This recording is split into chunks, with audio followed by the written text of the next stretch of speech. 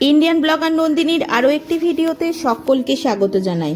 বন্ধুরা, আশা করি সবাই ভালো আছেন, সুস্থ আছেন। লোকনাথ ব্রহ্মচারীর অশেষ কৃপা পেতে কমেন্ট বক্সে অবশ্যই লিখুন জয় বাবা লোকনাথ। আজকের পর্বের বিষয় হলো 2024 সালে বাংলার 1431 বঙ্গাব্দে বাবা লোকনাথ দেবের পূজা কবে, অথবা 2024 সালে বাংলার 1431 বঙ্গাব্দে বাবা লোকনাথ দেবের তিরোধান দিবস কবে, লোকনাথ বাবার পূজার উপকরণ কি কি, সহজ সরলভাবে বাড়িতে লোকনাথ পূজা কিভাবে করবেন, জানবো লোকনাথ বাবার প্রণাম মন্ত্র, সবকিছুই জানবো আজকের ভিডিও থেকে। তার আগে ইন্ডিয়ান ব্লগার নন্দিনী চ্যানেলটিকে সাবস্ক্রাইব করে বেল আইকনটি প্রেস করতে ভুলবেন না। লাইক, কমেন্ট এবং শেয়ার করে দেবেন।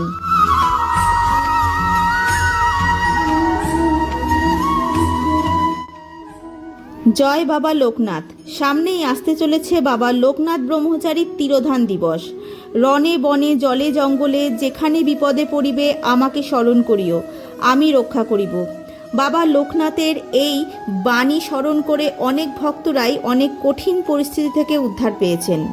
বলা হয় বাবা লোকনাথ হলেন স্বয়ং দেবাদিদেব মহাদেবের অবতার, অর্থাৎ তার মধ্যেই রয়েছে শিবের উপস্থিতি। লোকনাথ বাবার পূজার জন্য কোনো আড়ম্বরের প্রয়োজন হয় না। পূজার জন্য প্রয়োজন হয় মনের ভক্তি ও ভালোবাসা। বাবাকে মনের ভক্তি ও ভালোবাসা দিয়ে আরাধনা করতে হয়, তাহলেই বাবা সন্তুষ্ট হন। চলুন বন্ধুরা, এবার জেনে নেওয়া যাক 2024 সালে বাংলার 1431 বঙ্গাব্দে লোকনাথ বাবার তিরোধান দিবস কবে পড়েছে। 2024 সালে বাংলার 1431 বঙ্গাব্দে লোকনাথ বাবার তিরোধান দিবস পড়েছে বাংলার 19শে জ্যৈষ্ঠ 1431, ইংরেজি 2রা জুন 2024 রবিবার। এবার জেনে নেব লোকনাথ বাবার পূজার উপকরণ কি কি। লোকনাথ বাবার পূজার উপকরণগুলি হলো নীল শাপলা ফুল, তাল মিছরি, সাদা মিষ্টি, অমৃতি, সাদা ফুলের মালা, তুলসী পাতা, বেল পাতা, কালো জাম, লিচু ও তালশাঁস। লোকনাথ বাবার প্রিয় ফুল নীল শাপলা বা শালুক। এছাড়াও যে কোনো ধরনের সাদা ফুলে বাবা সন্তুষ্ট হন। ফুলের সাথে অবশ্যই বেলপাতা অর্পণ করবেন। ফলের মধ্যে তালশাঁস ও কালোজাম প্রধান। এছাড়াও জ্যৈষ্ঠ মাসের মরশুমি ফল বাবা লোকনাথ দেবকে অর্পণ করবেন, যেমন আম, জাম, কাঁঠাল, লিচু। মিষ্টান্নভোগের মধ্যে প্রথমেই রয়েছে মিছরি। মিছরি বাবার অত্যন্ত প্রিয়। এছাড়াও যে কোনো ধরনের সাদা মিষ্টি বা পায়েস ভোগ দিতে পারেন।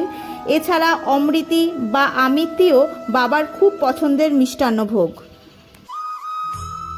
খুব সহজ সরল পদ্ধতিতে বাবা লোকনাথ দেবের পূজা করা হয়। আসুন জেনে নিই বাবা লোকনাথ দেবের পূজার সহজ সরল পদ্ধতি। আপনারা প্রথমে লোকনাথ বাবার পূজার দিন ঘুম থেকে উঠে স্নান সেরে শুদ্ধ বস্ত্র পরে নিজের ঠাকুর ঘরে ইষ্টদেবের পূজা সেরে নেবেন।